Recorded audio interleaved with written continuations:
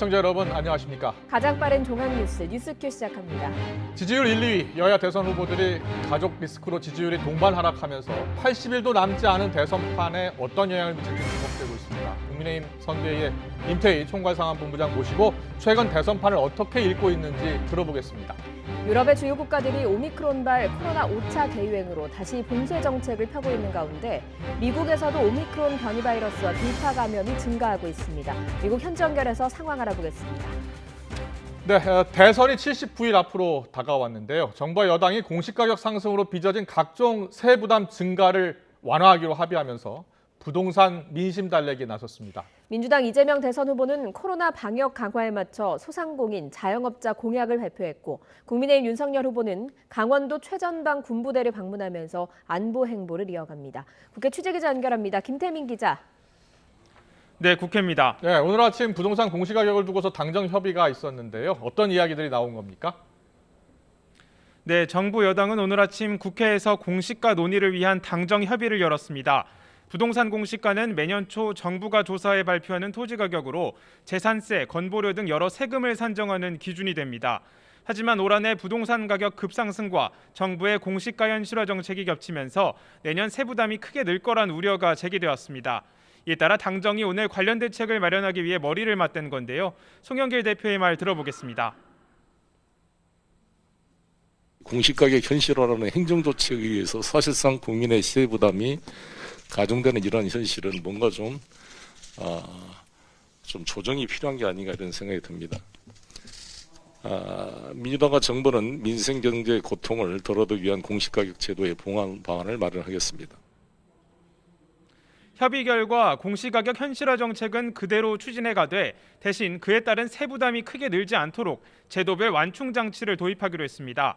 특히 1가구 1주택 실수요자들의 보유세 부담이 증가하지 않도록 하는 데 중점을 두기로 했는데 내년 재산세를 산정할 때 올해 공시가격을 적용하는 방안을 검토하겠다고 해 사실상 보유세 동결 가능성을 내비쳤습니다. 이와 함께 고령자 등의 경우에도 종부세 납부를 일시 유예하는 방안도 고려하겠다고 설명했습니다. 이에 대해 국민의힘은 민주당이 대선을 눈앞에 두고 급하게 사후약 방문을 써내렸다며 이미 전국 공시가가 19%나 올라 보유세 폭탄이 떨어진 상황에서 국민을 우습게 하는 조삼모사 땜질 처방이라고 평가절하했습니다. 국민의힘 김종인 총괄선대위원장은 최근 다주택자 양도세 완화와 부동산 공시가 조정을 동시에 언급했던 이재명 후보를 직접 겨냥해 비판했는데요. 이 후보가 상충하는 두 정책을 동시에 내놓았다며 재산세에 대한 기본 입장이 무엇인지 이해가 가지 않는다고 비판했습니다. 들어보겠습니다. 후보는 재산세를 관련해서 선심을 얻기 위해서 무슨 공시지가를 동결하고 재산세 자체를 동결한다고 얘기해. 다른 한편에서는 국토보유세를 도입을 해가지고서 투기로 발생하는 이윤을 모두 다 흡수하겠다고 이재명 후보의 소위 재산세에 관한 기본적인 입장이 무엇인지에 대해서 그러면서 현 정부의 부동산 정책의 실패를 언급하며 조만간 관련 대책을 내놓겠다고 밝혀 본격적인 정책 대결을 예고하고 나섰습니다. 민주당 이재명 후보는 오늘 소상공인 관련 정책을 발표했다고요? 네, 이재명 후보는 오늘 오후 소상공인 자영업자 관련 공약을 발표했습니다. 최근 코로나 방역 단계 상향 조치에 발맞춰 관련 지원책을 내놓은 건데요. 방역 강화로 인한 소상공인들의 생계 곤란이나 매출 감소에 대해 적극적인 지원 확대를 강조했습니다. 또 매출과 관계없이 발생하는 임대료와 인건비 등 고정비 상환을 감면하고 소상공인 손실을 사전에 보상하는 방식으로 바꾸겠다고 설명했습니다. 들어보겠습니다. 돈을 빌려주면서 버티라 하는 금융 지원이 아니라 피해 당사자에게 직접 지급하는 재정 지원으로 바꾸겠습니다. 가게문을 닫고 난 뒤에 뒷북치는 사후가 아니라 급하고 힘들 때 적재적소의 지원을 원칙으로 하겠습니다. 이어 코로나 팬데믹으로 신용등급이 낮아진 소상공인은 신용대사면을 실시해 재기의 발판을 제공하겠다고 밝혔습니다. 또 이어서 곧바로 100조 원 규모의 코로나 손실보상 추경간담회에도 참석해 재정 투입 필요성을 거듭 강조했는데요. 앞서 현 정부의 코로나 손실보상 규모를 쥐꼬리라고 표현하며 한 차례 비판했던 만큼 차별화된 정책 행보에 주력하는 모습입니다. 이런 가운데 오늘 오전 전국민 선대위에서는 보육과 교육 정책에 변화가 필요하다고도 말했습니다. 최근 이 후보는 코로나 악화로 정부와 여당에 대한 비판 여론이 높아지는 가운데 아들 논란까지 불거지며 악재가 겹친 상황입니다. 이처럼 서민정책 행보에 집중하면서 그 특유의 추진력으로 돌파구를 마련할 수 있을지 주목되고 있습니다. 국민의힘 윤석열 후보는 오늘 군부대를 찾아서 안보 행보에 집중하고 있다고요? 네, 그렇습니다. 윤석열 후보는 오늘 오전 강원도 철원에 있는 최전방 군부대를 찾았습니다. 겨울 한파가 본격화한 가운데 군복무 중인 장병과 군인 가족을 위문하기 위한 건데요. 윤 후보의 말 한번 들어보겠습니다. 어려운 여건 하에서 국가에 충성하고 이 나라를 지키기 위해 애쓰시는 우리 군 관계자, 장병 여러분들께 우리 정치권에서는 여러분들의 그 노고에 합당한 그런 처우를 계속 해드리기 위해 최선을 저희도 다하겠습니다. 또 여기 발맞춰 병사 월급 대폭 인상, 직업군인 처우 개선 등 군 관련 공약도 함께 내놨습니다. 안보 행보로 보수층 표심 결집을 노리는 동시에 20대 남성에게도 다가서는 이른바 두 마리 토끼 잡기 전략으로 풀이됩니다. 이후에는 지방의 공공산후조리원을 찾아 지방 인구 감소와 저출산 문제에 대한 해법도 함께 고민했습니다. 이에 앞서 윤 후보는 오늘 아침 국민의힘 후보직 속기구인 새시대위원회의 외부 인재 영입 행사에도 참여했습니다. 페미니스트 정치인을 자처한 신지혜 한국여성정치네트워크 대표를 새시대위 수석 부위위원장에 임명하면서 선입견을 걷어내고 국민 요구와 기대를 폭넓게 들어봐야 한다고 강조했습니다. 하지만 신 대표 영입을 두고 당내에서는 벌써 젠더 갈등이 더 격화할 거라는 공개적인 반대 목소리가 나오는 등 논란이 일고 있습니다. 앞서 이수정 교수 영입 등을 놓고 한 차례 갈등을 겪었던 이준석 대표는 이번 사안에 대해서는 김한길 위원장의 의사를 존중하겠다고 한 발 물러섰는데요. 다만 당의 방침과 크게 어긋나지 않는 선에서 역할을 해주길 바란다며 뼈있는 당부를 전한 만큼 추후 논란이 어떻게 전개될지 주목되고 있습니다. 지금까지 국회에서 YTN 김태민입니다. 지난 한 주 대선 후보 지지율 1, 2위를 달리는 두 후보 가족 리스크에 휩싸이면서 내년 대선판에 대형 변수로 떠오르고 있습니다. 역대급 비호감 대선이라는 비판 속에 두 후보 모두 오늘 나온 지지율을 보니까 동반 하락했습니다. 혼전 양상이 나타나고 있습니다. 오늘은 국민의힘 임태희 중앙선대위 총괄 상황 본부장과 함께 지금 판세 어떻게 보고 있는지 대선 전략과 함께 들어보겠습니다. 어서 오십시오. 네, 안녕하세요. 안녕하세요. 총괄 상황 본부장으로서 지난 한 주 네, 어떻게 보셨어요? 윤석열 후보 부인 김건희 씨 허위 경력 의혹으로 떠들썩했잖아요. 네. 어떻게 보셨어요? 저희도 참 그 괴로운 상태에서 네, 그 여러 가지 고심을 하면서 이렇게 지냈습니다. 네, 왜 그러냐면 이제 후보께서 사과를 했지만 예. 이 국민들께서 여러 가지 이런 문제들에 대해서 아직까지도 저도 주위에서 왜 속시원히 저런 걸 해결을 못하냐 하는 또 이 충고도 있고, 그런데 당장 이 뭐 어떻게 속시원히 해결할 수 있는 길은 별로 안 보이고, 그렇군요. 그래서 아주 그 괴로운 상태에서 지난주를 보냈습니다. 이번 주는 어떨 것 같습니까? 각종 의혹들이 계속 제기가 되고 있잖아요. 네. 그런 의혹들을 반박하려면 네. 자체 검증팀이 확실하게 봐야 되잖아요. 어떻게 네, 진행되고 있습니까? 지금 선대위 차원에서는 검증팀을 따로 운영하기가 어렵고요. 이게 왜냐하면 오래된 일이고, 또 이제 후보자의 배우자분께서 이제 이런 문제들에 대해서 그 뭐 이렇게 준비가 돼서 무슨 자료가 이렇게 축적이 돼 있는 것도 아닌 상태고, 이제 그런 문제가 좀 있는 것 같아요. 그래서 이 논의의 어떤 그 저희들이 논의 구조를 좀 만들자 이렇게 하더라도 이제 여러 가지 사실에 대한 그 사실 확인이 좀 돼야 그래도 이런 문제에 대한 대응을 하는데, 그래서 조금 현재로서는 아직 그 어려움이 있지만 대체로 성실하게 이런 문제들에 대해서 이 후보께서도 밝힌 바와 같이 그 사실관계에 대해서는 정확하게 이 파악을 하고 정말 그 사과할 부분 사과하고, 물론 총체적으로 사과는 했지만 그런 입장을 갖고 있는 것으로 이렇게 사실관계를 좀 더 정확히 확인을 해서 국민 여러분들께 밝힐 필요가 있다. 그 문제는 이제 왜 그러냐면 저도 이제 정치를 하면서 많은 경험을 했는데, 이제 언론 보도나 이렇게 나면 되게 자기 문제에 대해서는 굉장히 사실이 아닌 게 많아요. 경험을 보면. 근데 다른 사람의 기사가 나거나 예를 들어서 언론 보도가 되면 거의 사실로 일단 받아들이거든요. 예. 그래서 제가 볼 때는 역대 대선을 앞두고는 이제 본인 또는 그 가족들에 대한 이런 그 네거티브가 성행하는 것 같습니다. 네. 그런데 과거에 보면 2002년도에 그 선거 때도 그러고 그 이후의 선거 때도 대선 때 가족들과 관련돼서 제기된 문제가 사실은 속시원히 밝혀진 건 아무것도 없어요. 이제 그것은 거의 이 근거 없는 주장도 많고 네. 아니면 그 약한 근거를 가지고 과장 왜곡되는 경우도 많고 하던 게 이제 그동안의 문제니까 예. 애들이 총체적으로 어떤 이런 논란 자체가 된다는 게 국민들께는 큰 심려죠. 예, 그래서 사과는 하는데 어쨌든 이 사실관계에 대해서는 정확하게 파악을 해두는 게 저희들로서도 이 합리적인 대응 아니냐 이렇게 네. 생각을 하고 있습니다. 지난주 후반에는 이제 이재명 후보 네. 아들 네. 도박 네, 그리고 성매매 의혹으로 네. 이재명 네. 후보가 바로 사과를 하지 않았습니까? 그렇죠. 그래서 예. 이재명 후보의 이 아들 문제 사과와 비교해서 윤석열 네. 후보의 사과는 조금 양상이 다르지 않았냐 이런 네, 지적이 네. 있었어요. 어떻게 예, 보셨어요? 예. 뭐 그런 지적에 대해서 뭐 아주 그 있는 그대로 지적을 받아들이면서 저희도 네. 고민하고 있습니다. 이제 다만 아마 그 역대 이제 정치인들을 보면 저런 문제가 있을 때는 우선 엎드리고 봐라 네. 이렇게 얘기하거든요. 예. 이제 그런 면에서 보면은 우리 윤석열 후보는 우리가 흔히 그동안 봐오던 그런 정치인들하고는 아주 다른 이제 정치 신인이죠. 새로운 네. 정치인이죠. 이제 그러다 보니까 이 정말 그 그냥 무조건 사과하는 게 과연 이게 올바른 거냐 하는 데 대한 우리 기존의 정치권에서와는 다른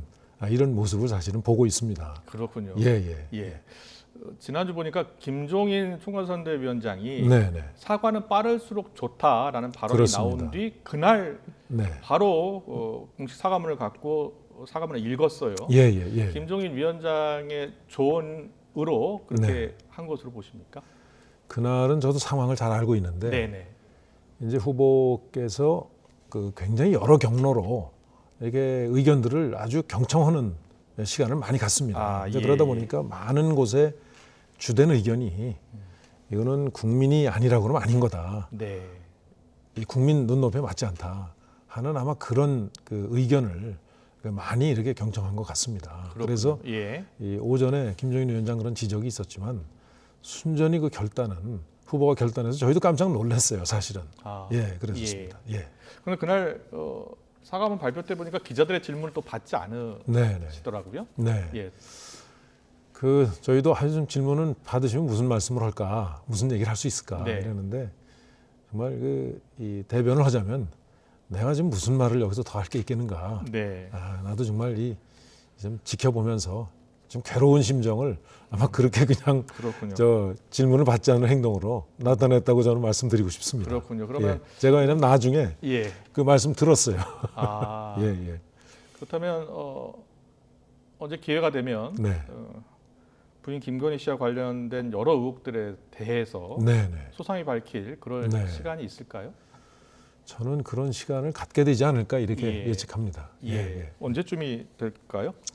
그거는 좀 지켜봐야 되겠습니다. 왜냐하면 그게 어떻게 그 내용들이 좀 정리가 될지에 대해서 조금 되고 또 그다음에 이 과거의 그 관행으로 보면 예.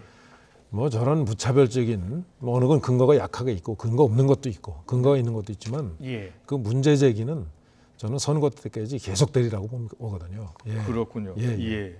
그 김종인 오늘 총괄선대위원장이 네거티브는 자제하자라고 이야기했죠. 네.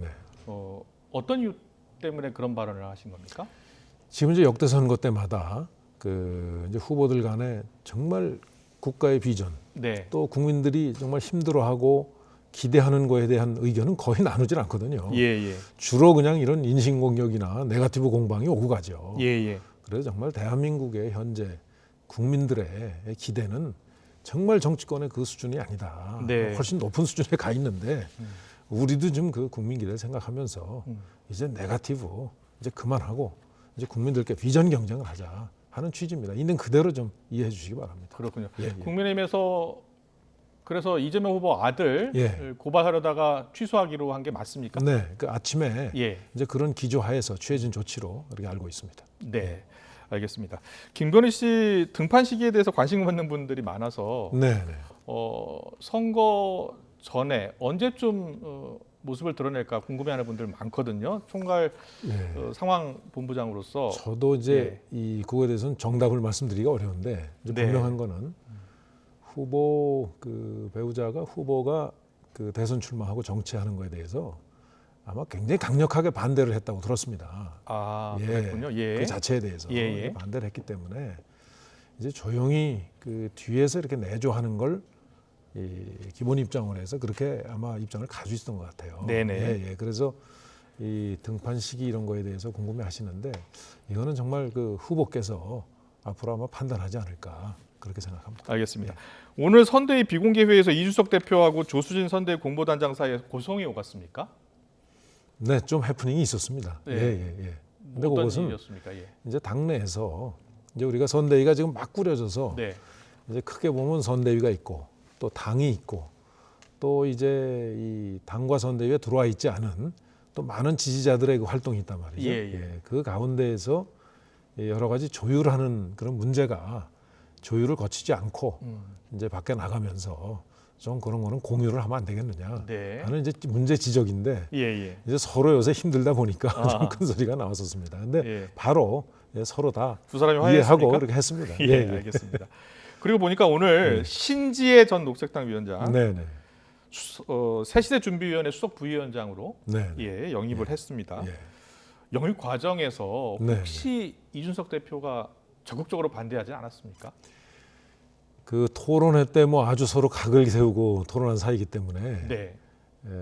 그랬다고 보통 예상들 하시는 것 같은데 예. 제가 알기로는 새시대 준비위원회는 그 김한길 위원장께서 아마 모든 부분을 주관하는 체제입니다. 선대위가 아니라 예. 이제 후보 직속이죠. 예. 그렇게 주관합니다. 그런데 예. 우리가 이제 정권 장출을 통해서 정말 국민들의 걱정을 해결해 보자. 네. 또 국정 운영이 제대로 되게 해보자 예. 하는 뜻을 가진 사람이라면 예. 누구든 같이 할 수 있다 하는 입장이었기 때문에 예. 뭐 페미니즘이나 이런 측면에서 다소 의견이 다르다고 해서 합류 못할 건 아니지 않느냐. 네. 예, 뭐 저희도 그렇게 해석하고 그런 차원에서 아마 그 영입이 된 걸로 이렇게 네. 말씀드릴 수 있습니다. 그렇군요. 네. 이 보니까 당 내에서도 좀 여러 목소리가 나오나 봐요. 하태경 의원 같은 경우에는 네. 공개적으로 반대한다라고 이야기했던데. 이제 보는 관점이 이제 어느 분은 뭐 이제 예를 들면 그 신재 위원께서 예. 이제 지지하지 않는 쪽을 또 중점으로 해서 보고 네. 또 그 반대를 보는 분들도 있고 하니까 의견은 많이 다양합니다. 그래서 예. 당내 이런저런 의견이 있지만 우리가 정치라는 게 여러 의견이 다르더라도 네. 확실한 공유하는 한 가지 목표가 있을 때는 손을 예. 잡고 힘합해 보자 하는 기조니까 그렇게 좀 이해해 주시면 최근 좋겠습니다. 지지율 상황을 보니까 예. 2030 그 여심이 네네. 두 후보 윤석열 네. 후보, 이재명 후보의 어느 한쪽에 손을 들어주지 않고 있더라고요. 예. 이번 영입도 신재 전 의원 영입도 네. 같은 맥락에서 보면 되겠습니까? 적극적으로 2030 여심을 구애하는. 아마도 예. 제가 여기서 2030 그 우리 유권자들이 저것 때문에 표가 어떻게 갈 것이라고 얘기하는 거는 그거는 참 그 어떻게 보면 맞지 않죠. 네. 예, 그거는 제가 보면 그 예의에도 없는 얘기고 네. 제가 보기에는 그 2030 세대들은 저도 이렇게 이제 만나 보면 네. 제가 학교에 있을 때도 그렇고 자기 의사 표시가 분명하고 예. 나에게 어떤 영향이 있느냐 또 생각하고 또 옳고 그름에 대해서 굉장히 또 이성적인 판단하는 그런 세대예요. 그래서 제가 보기에는 저희 세대의 경우에는 약간 맹목적인 지지를 하는데 네. 2030 세대는 제가 볼 때 이유 없으면 지지 안 하는 것 같습니다. 이유 없으면 지지 않는. 예. 그래서- 지지할 만한 이유가 있어야 지지를 하죠. 그래서 누구는 예. 이제 이익 투표를 한다 이런 예, 표현을 예, 쓰기도 예. 하더라고요. 예. 그런 면에서 이 앞으로 어떻게 하느냐에 따라서 정말 선택을 받도록 노력하느냐에 따라서 그게 이제 2030에 부합을 하면 되고. 윤석열 후보가 지난주에 청년 장관, 30대 네네. 청년 장관 여러 명 나올 수 있다라고 발언을 네네. 했는데 네네. 이거 어떤 뜻이었습니까? 이제 지금 2030은 어떻든 국정에 네. 그 중요한 그 정말 그 부분 중에 하나 세대 중에 한 세대고 예. 이제 그런 점에서 우리가 이제 2030 세대의 의견들이 국정에 잘 반영될 수 있는 좀 체제는 아니라고 진단을 후보가 이제 했다고 봅니다. 예. 그런 점에서 2030의 의견들이 국정에 반영되도록 하는 이제 그런 국정 운영 체제를 갖겠다 하는 의지로 이렇게 이해해 주십시오. 알겠습니다. 임태희 국민의힘 선대위 총괄상황본부장 모시고 계속 이야기 나누고 있는데요. 임태희 본부장 같은 경우에는 16대, 10대, 18대 국회의원 지내시고 이명박 정부 대통령 비서실장, 고용노동부 장관을 지내셨기 때문에 이 정책통으로 잘 알려져 있습니다. 최근 이재명 후보가 부동산 민심 다독이는 정책 계속 내놓고 있잖아요. 네네. 예. 네. 이 정책에 대해서 어떻게 생각하세요? 제가 볼 때는 그 부동산 정책은 네. 처음부터 잘못 시작한 정책이 많습니다. 네. 예, 실제로 그 뭐 종합부동산세만 해도 그렇고 그 토의 과정을 저는 그 굉장히 오래 전부터 국회에서 네. 그 참여를 했기 때문에 잘 알고 있습니다. 그런데 지금껏 사실은 주장하고 있지 않다가 네. 표에 불리한 듯하니까 예. 뭐 물론 그것도 국민들의 기대면 기대일 수 있습니다. 네네. 예, 그런 점에서 저는 선거용으로 봅니다. 당정이 근데 저희는 1주택자 보유세, 건보료 그렇습니다. 사실상 동결한다고 하더라고요. 그렇습니다. 예. 그 벌써 해야죠. 사실은 올린 게 잘못된 거죠. 네. 예. 왜 그러냐면 가령 공시지가 문제만 해도 그렇습니다. 원래 공시지가는 시세보다 반영률이 낮다 하는 걸 전제로 세율이 책정이 돼 있던 네네. 말이에요. 그죠? 세율이. 근데 이 조세라고 하는 거는 그 가격하고 세율이 같이 이제 결정을 하는 건데 네. 가격을 일방적으로 대폭 상승을 해놓고 세율을 그냥 그대로 놔둬서 국회에서 정한 그 원칙을 사실은 행정부에서 공시지가 올림으로 해서 네. 세부 부담이 갑자기 무거워진 거는 어디로 봐도 건 잘못된 사실은 과정이었죠. 그거에 대해서는 그래서 야당도 끊임없이 지적을 했던 거고. 네네. 근데 그거에 대해서 이제사 잘못됐다고 하는 건 뭐 선거 앞두고 전 표가 급해서 그렇다고 생각합니다. 양도세 네. 1년 유예에 이어서 보유세 네. 건보료 동결 네. 방침 예. 밝혔는데 예. 일단 이 제안에 대해서는 국민의힘도 동의하는 거죠. 저는 기본적으로 예.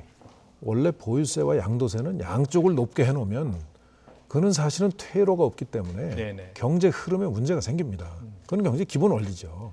그래서 외국의 경우에는 보유세가 무거워서 이제 보유세가 가령 무거우면 양도할 때는 가볍게 해서 네. 이제 이 부동산의 유통이 부동산의 소위 매매가 활발하게 이루어질 수 있도록 하는 게 경제 원리에 맞는 거죠. 근데 그건 양쪽을 다 묶어놓고 그것도 이제 와서 그 하는 게 참 안타깝습니다. 알겠습니다. 네, 기본적으로 원리에 맞게 가야 된다고 합니다. 예. 생각합니다. 이재명 후보의 각종 부동산 정책이 일단 국민의힘에서는 그래서 저희는 선거용이다 이런 그래서 주장을 저희는 펴고 계신 거고. 좀 말씀드리면 이 부동산 정책은 기본적으로 이제 재산세, 양도소득세, 그다음에 이제 거래세죠. 그다음에 지금 종합부동산세 묶어서 어떻게 하는 게 부동산 시장도 안정되고 네. 또 공정한 과세가 될 수 있는가 예. 하는 점을 감안하고 네. 또 세법의 원리에 맞게 사실은 종합부동산세와 재산세의 경우에는 그거는 통합하는 방향으로 가는 게 맞다고 저는 개인적으로 주장을 하고 생각을 해왔습니다. 그런 점에서 저희 국민의힘에서도 그런 종합적인 그런 방안을 담은 정책을 발표하게 될 것입니다. 알겠습니다. 오늘 나온 여론조사 결과 보셨죠? 네, 맞습니다. 네. 두 후보 모두 지지율이 하락을 했습니다. 네. 보면 KSY 조사에서는 윤석열 후보가 4.6%포인트, 이재명 후보가 0.3%포인트 하락을 했고요. 네. 그리고 리얼미터 조사에서는 윤석열 후보가 0.8%포인트, 이재명 후보가 1.7%포인트 하락했습니다. 네. 아무리 봐도 두 후보 가족 리스크 때문에 그렇다고 지지율이 보입니다. 하락한 것으로 보고 계시죠? 예. 선거일이 다가오면 대개 이제 이 부동층이 점차 이렇게 적어지고 이제 지지층이 확고하게 뭉치는 게 되게 통상의 예인데 네. 이번의 경우에는 워낙 지금 이 뭐 그 네거티브가 난무하다 보니까 정말 내용을 보고 찍고자 하는 이 합리적인 이런 부동층이 조금 그 실망하는 저는 이게 아마 양쪽 다 지지율이 하락하는 것으로 부동층으로 이제 다시 넘어가는 걸로 이렇게 분석하고 있습니다. 그렇군요. 윤석열 후보가 지난달 국민의힘 후보로 선출될 당시 그때 지지율과 지금 지지율을 비교하면 컨벤션 효과가 많이 사라진 상황이잖아요. 네, 그렇죠. 내년 대선까지 79일 남았는데 어떻게 전망하고 계세요? 네, 그 어떻게 보면 이제 지금 말씀하신 그런 것은 이제 후보를 이제 이 정말 선거를 보좌하는 네. 뭐 저희들의 책임이 일단 크다고 봅니다. 예. 그래서 저희들이 선대위가 조금 늦게 출범하다 보니까 이제 체제 정비가 서서히 이루어지고 있는데 아마 점차 전 나아지리라고 확신합니다. 이제 지켜봐 주십시오. 예, 그리고 예. 앞으로 전망은 지금 보시듯이 그 과거에 미국의 트럼프와 이제 힐러리 클린턴 전 국무장관이 예. 대결했을 때 워싱턴 그러니까 미국에서의 그 표심은 네. 정말 누가 더 워싱턴 정가에 덜 때가 묻었느냐 쉽게 말씀드린 예. 이런 이제 그 새로운 정치를 찾은 거죠. 지금 우리나라도 저 여론조사를 이렇게 해보면 저도 이제 정책 때문에 조사를 해보면 예. 굉장히 새로운 정치에 대한 지금 그 기대가 굉장히 높습니다. 이제 그런 점에서 어떻게 보면 이 새로운 정치는 기성 정치에서는 볼 수 없었던 정치인 같지 않은 정치인이죠. 여러 가지 어법이나 지금 여러 가지 보이는 이제 과정이. 네. 예, 그래서 저는 그 진정성이 이게 이제 국민들께 유권자께 전달이 되면 저는 또 윤석열 후보를 결국 국민들께서 선택하시지 않을까 이렇게 기대하고 그렇게 저희도 해 나가겠습니다. 알겠습니다. 마지막으로요. 여야 후보 비호감 선거에 염증을 느낀 유권자들이 제3의 후보에 지금 눈을 돌리고 있다. 네네. 이런 이야기가 나오고 있어요. 네네. 아직 지지율에는 크게 나타나지 않고 있는데 네. 정권 교체에 동의하는 제3 후보와의 단일화 가능성 네. 그걸 열어두고 계신 겁니까? 그래서 그거는 뭐 여러 가지 정치적인 그 대화가 있어야 되겠지만 일단 우선적으로는 저희 후보가 국민들께 정말 신뢰를 받고 지지를 받도록 하는 게 우선 첫째라고 생각합니다. 예. 그 단일화는 어떤 면에서 보면 이제 그게 우선 되고 나서 이렇게 논의하거나 검토해야 될 문제고 하여튼 선거를 선거공학적으로 하는 것도 저는 과거 정치의 단면이다 이렇게 생각해서 저 개인적으로는 사실은 그렇게 지금 뭐 깊이 있게 검토하거나 고민하고 있는 이슈는 아닙니다. 알겠습니다. 오늘 말씀은 여기까지 듣겠습니다. 지금까지 임태희 국민의힘 선대위 총괄선대본부장과 이야기 나눠봤습니다. 오늘 말씀 잘 들었습니다. 고맙습니다. 네, 감사합니다.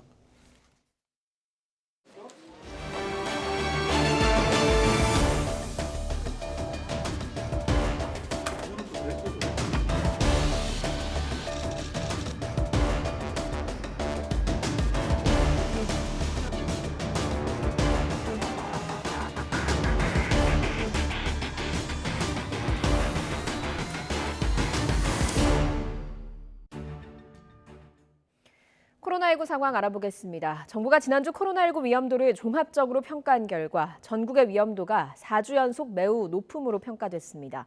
방역당국은 새 변이인 오미크론이 국내에서도 한두 달 안에 우세종이 될 가능성이 있다고 했습니다. 취재기자 연결합니다. 김잔디 기자. 네, 김잔디입니다. 네, 정부가 지난 한 주 코로나19 위험도 평가 결과를 발표했죠. 네, 방역당국은 매주 월요일 오후 브리핑에서 지난 한 주 동안 코로나19 위험도를 종합적으로 평가해 공개하는데요. 지난주, 즉 12월 3주차 전국의 코로나19 위험도를 4주 연속 최고 단계인 매우 높음으로 유지했습니다.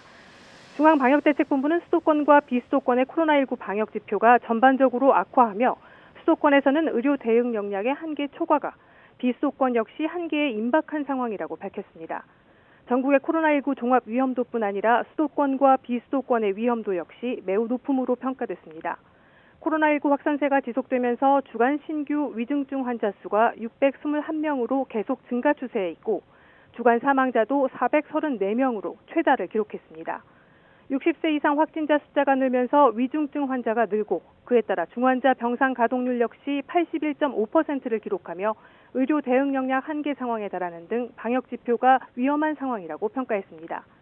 주간 감염 재생산 지수는 전주 1.23에서 지난주 1.15로 소폭 감소했지만 여전히 유행 상황은 지속하고 있는 것으로 분석됐습니다. 방역당국은 지난 6일부터 특별 방역대책 후속 조치 시행에도 유행 확산세가 지속되고 있고 오미크론 변이의 우세종화 가능성, 고령층 확진자 및 위중증 환자의 증가, 18세 이하 청소년 확진자 증가 등 위험 요인이 여전하다고 지적했습니다.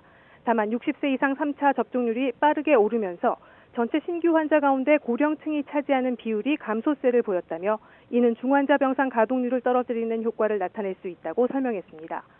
정부는 일상 회복을 다시 추진할 수 있도록 내년 1월 2일까지 약 2주간 시행하는 사회적 거리두기 강화 조치에 적극 참여해 줄 것과 추가 접종, 미접종자의 백신 접종을 다시 한번 강조했습니다. 네, 또 방역 당국이 국내에서도 오미크론 변이가 우세종이 될 수 있다고 전망했다고요? 네, 이미 영국에서는 오미크론 변이 감염이 전체 코로나19 환자의 절반을 넘어서는 등 우세종으로 자리 잡고 있습니다. 유럽에서는 오미크론이 곧 우세종으로 자리 잡을 것이란 전망이 잇따라 나오고 있고, 미국에서도 오미크론 변이가 빠르게 확산하면서 조만간 대유행으로 이어질 수 있다는 경고가 나왔는데요. 이 방역 당국은 국내에서도 오미크론이 한두 달 안에 우세종이 될 가능성이 있다고 진단했습니다. 중앙방역대책본부는 오미크론 전파 속도가 매우 빠르고 그만큼 빨리 확산하고 있다며 우리나라에서도 한두 달 정도 이내에 우세종이 될 수 있다고 평가했습니다. 다만 백신 추가 접종 등으로 인한 예방 효과가 나타난다면 오미크론의 유행 시점을 조금 더 늦출 수 있을 것으로 내다봤습니다. 국내 오미크론 누적 감염자는 지금까지 모두 178명으로 의심 사례 10명까지 더하면 관련 사례는 모두 188명입니다. 이들 가운데 무증상이 20%, 나머지 유증상 환자도 발열, 인후통, 기침 등의 가벼운 증상을 보이고 있습니다. 폐렴 소견을 보이는 확진자도 5명 있지만 모두 상대적으로 경증이라고 보건당국은 설명했습니다. 방역당국은 오미크론 확진자의 가족 감염률은 44.7%로 델타 변이의 2배 이상이라고 밝혔습니다. 한편 국내 오미크론 감염자 가운데 추가 접종까지 마친 사례는 모두 5명으로 늘었습니다. 지금까지 사회 2부에서 전해드렸습니다. 문재인 대통령은 국립대병원 의료 역량을 코로나 중증 환자 진료에 집중 투입하라고 지시했습니다. 취재기자 연결해서 자세히 알아보겠습니다. 홍선기 기자. 네, 청와대입니다. 네, 그동안 병상 확충을 위한 정부의 행정명령이 여러 차례 내려졌는데 대통령 특별 지시가 추가로 나온 거죠? 네, 청와대는 특단의 조치라는 표현을 사용했습니다. 그만큼 지금 코로나 병상 부족이 심각한 상황이라는 반증으로 보이는데요. 문재인 대통령은 청와대 대변인을 통해 전한 특별 지시에서 먼저 코로나 병상 확보는 전적으로 정부의 책임이라는 점을 분명히 했습니다. 문 대통령은 먼저 지난 1년 동안 코로나 진료 병상을 2배 가까이 늘리고 재택 치료를 확대하는 등 환자 증가에 대비했지만 일상 회복을 뒷받침하기에는 충분하지 못했다고 말했습니다. 그러면서 지금까지 진행한 병상 확충 계획을 차질 없이 이행하면서 특단의 조치를 통해 의료 대응 역량을 확충하겠다고 밝혔습니다. 문 대통령은 우선 국립대병원의 의료 역량을 코로나 중증 환자 진료에 집중적으로 투입하라고 지시했습니다. 또 수도권 소재 공공병원 가운데 가능한 경우에는 감염병 전담병원으로 전환하고 공공병원이 코로나 진료에 집중하면서 생기는 진료 차질과 의료 공백을 최소화하는 데 사립대 병원 등 민간 병원이 적극적으로 협력해달라고 당부했습니다. 이와 함께 코로나 상황 장기화에 대비해 현재 국립중앙의료원이 운영하는 것과 같은 모듈형 중증병상 확충을 적극 추진해달라고 주문했습니다. 문 대통령은 또 공공부문 의료 인력을 코로나 환자 진료에 최대한 투입할 것을 지시했습니다. 최소한의 필요 인력을 제외한 군의관과 공중보건의를 코로나 중증 환자 진료병원에 배치하고 내년 2월 말 임용 훈련을 시작하는 신입 군의관과 공중보건의도 코로나 진료에 배치하는 방안을 검토해달라는 구체적 주문도 덧붙였습니다. 문 대통령은 이 같은 특별 지시 사항을 전하면서 코로나 진료에 참여하는 병원들에 대해서는 충분한 재정적 지원을 하고 손실을 보상할 것을 당부했습니다. 또 청와대는 병상 문제 해결을 위해 관계부처와 민간이 참여하는 TF를 구성하고 병상 문제를 직접 챙기는 적극적인 역할을 해달라고 주문하기도 했습니다. 지금까지 청와대에서 YTN 홍선기입니다. 차량을 타고 이동하는 방식으로 운영되던 선별검사소가 교통체증을 유발할 정도로 검사량이 폭증하면서 속속 도보 이동형으로 검사 방식을 전환하고 있습니다. 현장에 취재기자 나가 있습니다. 김효린 기자. 네, 서울 서초구 선별검사소에 나와 있습니다. 네, 그곳 선별검사소가 차량 이동 방식에서 최근 도보 이동형 검사 방식으로 전환하기로 했다고요? 네, 이곳은 오늘 아침부터 이제 차량 이동형이 아닌 걸어와서 코로나19 검사를 받는 워크스루 방식으로 전환했습니다. 이른 아침부터 선별검사소 진입로에는 검사를 받기 위해 찾아온 차량 행렬이 이어졌는데요. 관계자들이 일일이 오늘은 차량 이동형으로 검사를 하지 않는다고 설명하느라 진땀을 빼는 모습이었습니다. 이곳은 잠시 뒤인 4시 반에 검사 접수를 종료할 예정입니다. 관계자들은 지금까지 모두 650여 명이 검사를 받았는데 오늘은 워크스루 첫날이라 검사량이 다른 날보다는 적다고 밝혔습니다. 이곳은 애초에 차에 탄 채 코로나19 검사를 받는 드라이브스루 방식으로 운영됐습니다. 하지만 확진자가 급증하고 검사 인원이 몰리면서 주변 교통체증이 문제가 되기 시작했습니다. 최근 2주 동안만 해도 교통체증 관련 민원이 60여 건이 접수됐는데요. 하루 평균 1000여 명이 몰려 검사 대기 차량 행렬과 인근 아파트 단지 진출입 차량이 뒤섞이면서 민원이 속출한 겁니다. 게다가 인근 학교 학생들의 안전사고 우려도 제기되는데요. 이런 이유로 오늘부터 이곳 선별검사소는 도보 이동형 방식으로 운영하기로 했습니다. 검체를 채취하는 의료용 분리벽, 이른바 글로브월 앞으로 검사자가 걸어와서 검사를 받도록 한 겁니다. 차량 한 대당 한 명씩 검사가 이뤄지던 기존 검사 방식에서 한 번에 여러 명을 동시에 검사할 수 있는 도보 이동형 검사로 전환되면서 검사 속도는 더욱 빨라질 것으로 기대됩니다. 코로나19 검사량이 늘어난 곳은 비단 이곳뿐이 아닌데요. 방역당국은 하루 처리 가능한 최대 검사 건수가 68만 건 정도인데 최근엔 하루 70만 건을 넘기기도 했다고 밝혔습니다. 특히 수도권 대도시를 중심으로 검사량이 폭증하면서 중랑구, 성남시 등에서 차량 이동형으로 운영되던 선별검사소 곳곳이 이곳과 같은 이유로 도보 이동형으로 전환되고 있습니다. 네, 국내 오미크론 추가 감염자 상황은 어떻습니까? 네, 오늘 0시 기준 오미크론 추가 감염자는 0명입니다. 지난 1일 첫 확진자가 나온 뒤 추가 감염자가 나오지 않은 건 오늘이 처음인데요. 이로써 누적 감염자는 178명으로 어제와 같습니다.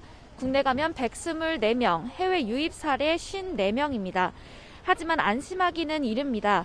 추가 접종, 이른바 부스터샷을 맞았는데도 오미크론 변이에 감염된 사례가 지금까지 5명 확인된 겁니다.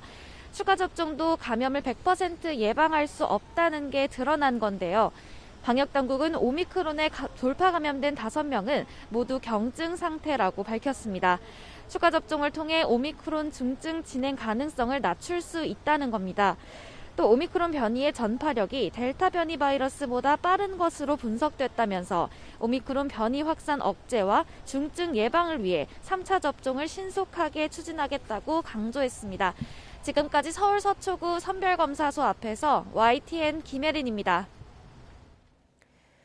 비수도권의 확산세도 좀처럼 꺾이질 않고 있습니다. 특히 부산에서는 신규 확진자가 엿새 연속으로 300명대를 기록하고 있습니다. 취재기자 연결합니다. 차상은 기자. 네, 전국부입니다. 네, 비수도권에서 확진자가 가장 빠르게 늘고 있는 곳이 부산인데요. 오늘 발표된 상황은 어떻습니까?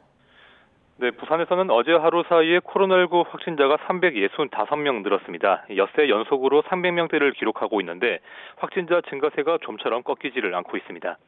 주말에는 검사 건수가 줄어서 확진자도 평소보다 적게 나오는 게 일반적인 상황이었는데 어제 확진자 수를 보면 주중과 크게 다르지 않습니다. 부산 연제구의 한 요양병원에서 7명이 한꺼번에 확진 판정을 받는 등 의료기관에서의 집단 감염 사례가 꾸준히 나타나고 있습니다. 또 유치원과 학원 등에서 감염이 확산하고 있고 남구의 한 중학교에서도 새로운 집단 감염이 확인돼 전수 검사가 이루어지고 있습니다. 다른 지역의 상황도 크게 다르지 않습니다. 어제 하루 비수도권에서 신규 확진자가 100명 넘게 나온 곳은 부산을 제외하면 모두 7곳입니다. 충남과 경남, 경북 순으로 신규 확진자가 많았는데요. 주요 확진 사례를 살펴보면 학교나 학원, 유치원처럼 백신 접종 대상자가 아닌 집단에서의 감염이 전국 대부분 지역에서 확인되고 있습니다. 대전에서는 코로나19 전담병원인 대전 보훈병원에서 의사와 입원 환자, 보호자 등 14명이 한꺼번에 확진돼 비상이 걸렸습니다. 지금까지 전국부에서 YTN 차상은입니다. 오미크론을 포함한 코로나19 확산으로 군도 추가 접종 부스터샷에 더욱 속도를 내기로 했습니다. 접종 대상자가 40만 명이 넘을 것으로 추산되는데요. 오늘부터 군의 접종 기간이 모두 부스터샷 접종에 들어갔습니다. 김문경 기자입니다. 군의 코로나19 백신 추가 접종 기관은 모두 90여 곳. 지난주 군 병원과 사단급 의무대부터 3차 접종을 시작한 군이 이번 주부터는 일선 부대로 확대했습니다. 군의 모든 접종 기관이 투입된 겁니다. 접종 대상 인원이 40만여 명으로 추산되는 가운데 부대 관리 지침도 강화했습니다.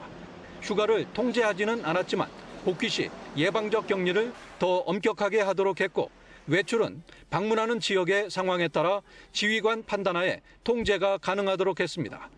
복귀 전까지 1차 PCR 검사를 실시하고 2차 PCR 검사 전까지 휴가 복귀자 전원을 대상으로 기존에 없었던 예방적 격리를 추가하였습니다. 2년 가까이 이어지고 있는 코로나 사태에 따른 장병들의 사기를 감안한 조치입니다. 특히 3차 접종을 실시하면서 무조건적인 휴가 통제보다는 휴가 복귀자 관리에 방점을 두었습니다. 국방부는 다음 달 중순까지 추가 접종을 마무리한다는 방침이지만 그 사이 국내 확산세가 악화할 경우 대응도 달라질 것으로 보입니다.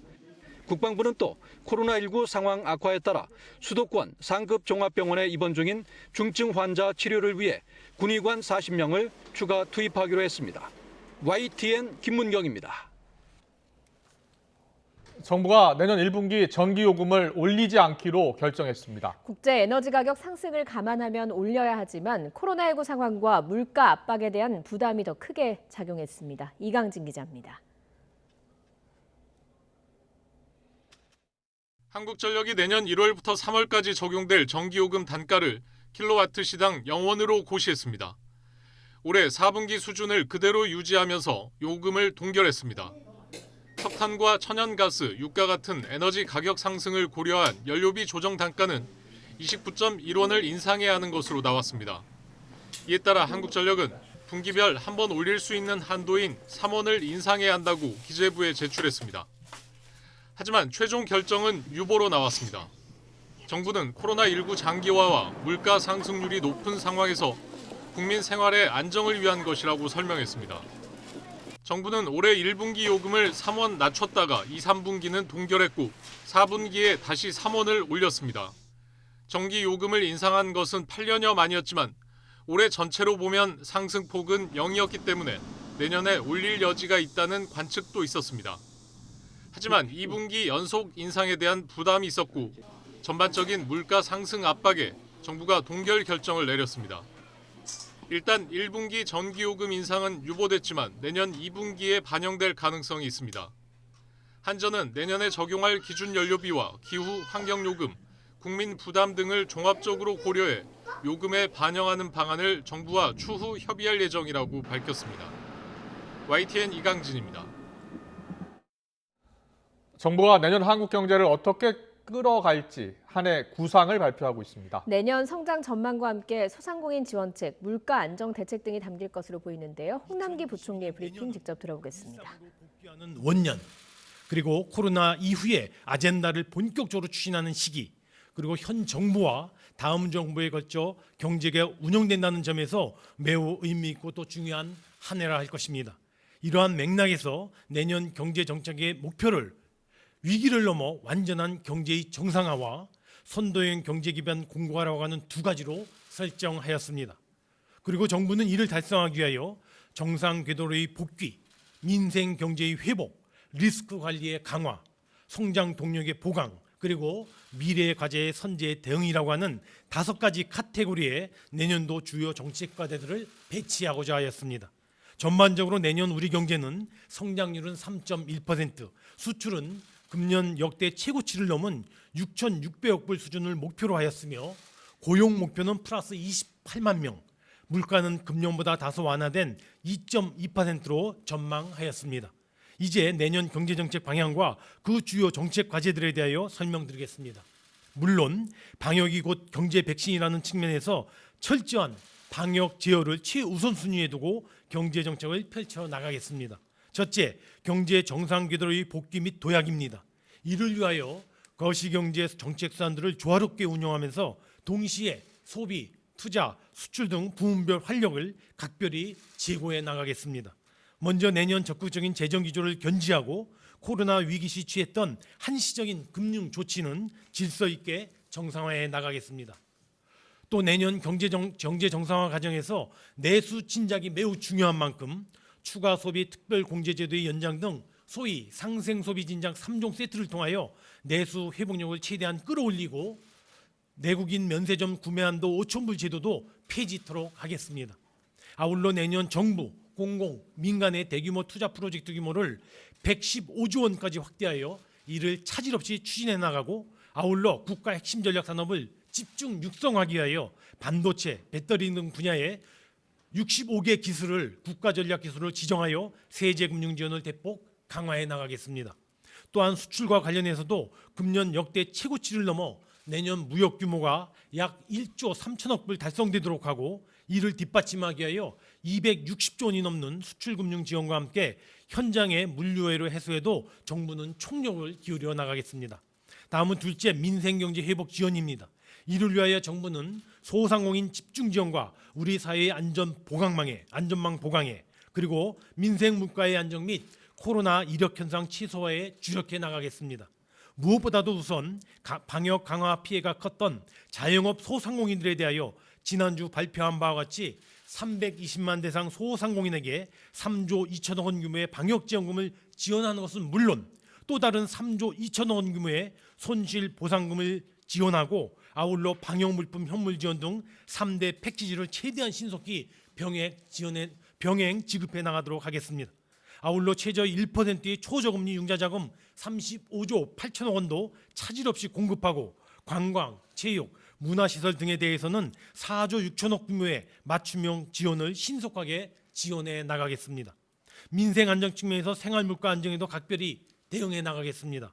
즉 내년도 물가가 올해보다 낮은 2.2% 수준에서 관리되도록 집중 관리해 나가겠습니다. 이를 위하여 물가 부처 네, 지금 들으신 대로 홍남기 부총리가 내년 경제 어떻게 끌고 갈지 구상을 발표했는데요.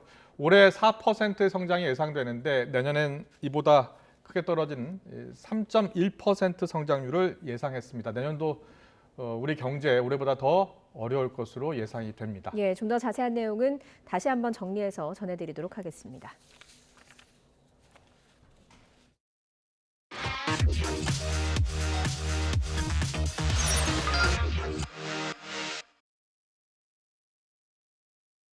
내년 대선을 앞두고 민주당 이재명 후보와 국민의힘 윤석열 후보, 여야 양강 후보의 가족을 둘러싼 비방전이 갈수록 격화하고 있습니다. 마땅히 해야 할 검증인가 아니면 유권자들의 눈과 귀를 가리는 네거티브 선거에 불과한 것인가를 두고도 논란이 한창입니다. 정치부 이만수 기자와 함께 짚어보겠습니다. 어서 오세요. 어서 오십시오. 네, 안녕하세요. 안녕하세요. 지난 한 주 지지율 1, 2위를 달리는 두 후보의 가족 리스크가 굉장히 크게 보도됐던 한 주였습니다. 네. 주말 사이에 또 새롭게 불거진 의혹이 있더라고요. 네, 김건희 씨 관련 의혹이죠? 네, 그렇습니다. 그 김건희 씨, 윤석열 후보의 부인인 김건희 씨의 허위 경력 의혹이 또 한 가지가 불거졌습니다. 네. 아직까지 허위 경력이다 아니다 이렇게 단정 짓기는 어려운 상황이고요. 주말 사이에 민주당에서 수원여대와 안양대 강사 지원 당시 이력서를 문제를 삼았습니다. 네. 김건희 씨가 지난 2006년에 뉴욕대 엔터테인먼트 미디어 프로그램 연수라고 기재했는데 허위일 가능성이 높다라고 문제 제기를 한 겁니다. 네. 허위가 아니라는 것을 김건희 씨와 국민의힘에서 입증해 보라고까지 했는데요. 그러자 국민의힘 측에서는 당시 서울대 글로벌 리더십 과정에 포함된 연수의 과정이었고 지금 그래픽으로 나가고 있다시피 언론 보도를 보면은 김건희 씨 사진까지 있었기 때문에 허위가 아니다라면서 그 문제를 제기했던 민주당 현안 대응팀에 대한 법률 고발까지도 검토하겠다 이렇게 압박하게 됐습니다. 예, 민주당도 물러서지 않고 계속해서 공세를 이어가고 있죠. 네, 그렇습니다. 오늘 아침에 선대위 관계자 및 그 의원들이 라디오 프로그램 등에 출연을 해서 전방위 공세에 나섰는데요. 현근택 선대위 대변인 일주일 갔다 온 것으로 연수라고 하는 것은 좀 무리지 않느냐 이렇게 지적을 했고요. 우상호 의원도 견학 코스를 밟은 것에 불과하다 이렇게 지적했습니다. 또 박찬대 대변인도 방문 프로그램을 뉴욕대 연수로 허위 작성했다라고 주장하기도 했습니다. 예. 네, 역대급 비호감 대선이란 말이 점차 현실화되는 것 같은데요. 현장 분위기는 어떻습니까? 네, 조금 전에 말씀하셨다시피 지난주에 정말 정신이 없었습니다. 네. 의혹이 불거지고 후보가 사과하고 또 의혹이 불거지고 사과하는 과정에서 여야 의원들 또 선대위 관계자들이 총공세에 나서면서 자기 후보 지키기 혹은 상대 후보 흠집 내기에 나서는 그런 과정들이 네. 계속해서 반복이 됐었는데요. 네. 사실 국민들 보기에는 굉장히 지치고 소모적으로 느껴지실 겁니다. 지금 그렇죠. 네. 코로나19가 계속해서 확산세에 있고 그럼 방역 대책이라든지 소상공인 지원에 대해서 조금 더 현실성 있는 깊이 있는 정책 논쟁을 해도 모자랄 마당에 지나치게 비방전으로 흐르는 것인가에 아닌가 하는 그런 비판도 뜨거운 게 사실입니다. 예. 뭐 분위기가 사실 여론이 좋지 네. 않다 보니까 후보들 연일 또 고개를 숙이고 있잖아요. 그렇습니다. 그래서 이번 대선이 사과 대선이다 이런 이야기까지 나오고 있습니다. 영상으로 정리를 해봤는데요. 보고 오겠습니다.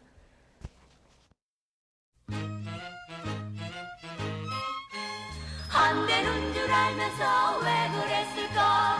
안 되는 줄 알면서 왜 그랬을까? 이제는 후회해도 어쩔 수 없어요.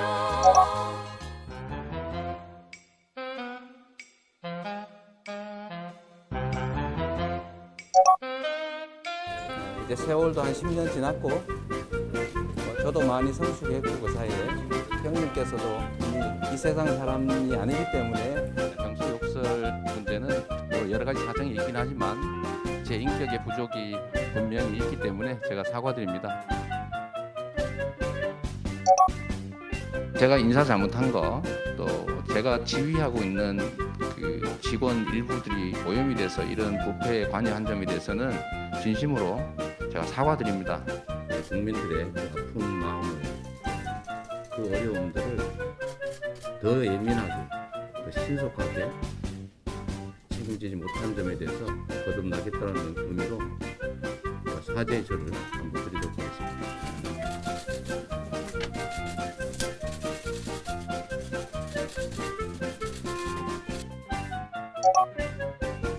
국민 여러분께 매우 죄송하다는 말씀 다시 한번 드리고 깊이 사죄드립니다. 자식을 둔 죄인이니까 필요한 검증은 충분히 하시고 상응하는 책임을 지도록 하겠습니다. 죄송하다는 사과 말씀드립니다.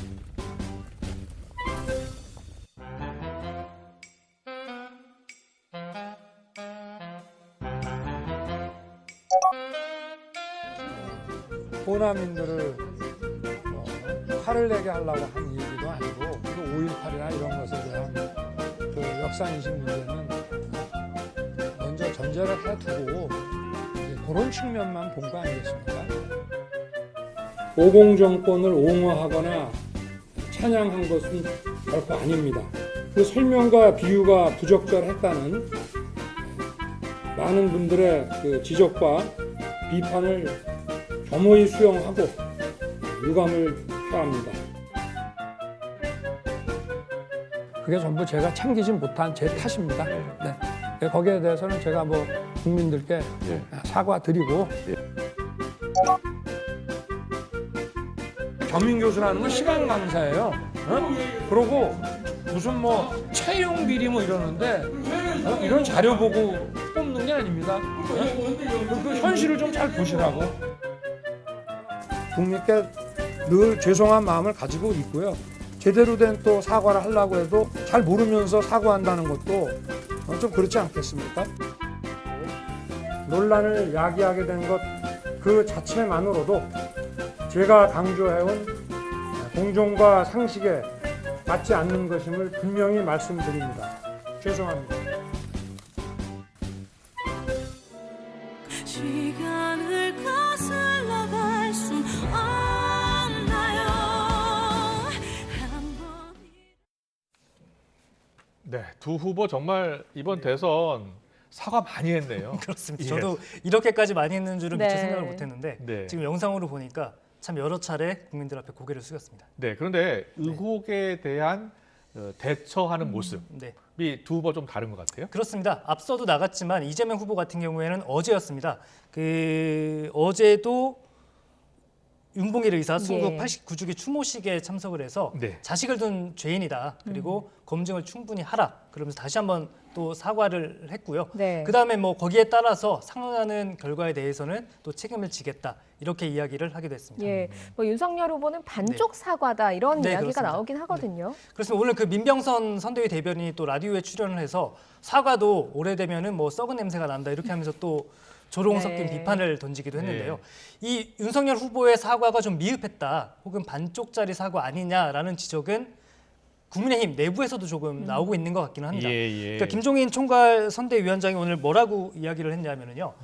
사과가 불충분해서 국민들이 새로운 것을 요구하면 당은 겸허히 순응할 자세가 돼 있다 이렇게 설명을 했고요. 또 그래픽으로 나가고 있다시피 이준석 대표 역시 국민 눈높이에서 부족하다면은 최대한 낮은 자세로 해명하고 양해를 구하겠다 이렇게 설명을 했습니다. 네. 그러니까 김영수 앵커 말씀하신 대로 지금 뭐 여권뿐만이 아니라 야권 내부에서도 사실은 반쪽 사과 아니냐. 그리고 선거에서는 또 이 어떤 의혹에 대한 진위 여부도 중요하지만 그 진위 여부를 다루는 태도도 굉장히 중요하거든요. 그렇죠. 그런 면에서 예. 윤석열 후보가 조금은 부족한 거 아니냐 하는 지적이 꾸준히 나오고 있는 만큼 뭐 지지율 변화에 따라서일까요? 어쨌든 간에 그런 추가 사과 가능성은 여야 모두 아직은 남아 있다고 보셔야 될 것 같습니다. 그렇군요. 네.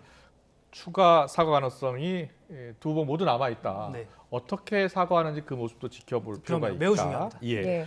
그런데 검찰, 경찰 수사도 아무래도 변수가 되겠죠. 그렇습니다. 예. 지금까지 대선 전국을 크게 흔들어 왔던 거는 이재명 후보 입장에서는 대장동 개발 의혹이었고요. 예. 윤석열 후보 입장에서는 고발 사주 의혹이 큰 변수로 작용을 했는데 여기에 사실은 가족 의혹이 더 추가가 됐다고 보시면 될 것 같습니다. 예. 그러니까 김건희 씨의 허위 경력 위조 의혹 그리고 이재명 후보 아들의 상습 도박과 성매매 의혹 같은 경우에 모두 경찰이나 검찰이 고발이 돼 있거든요.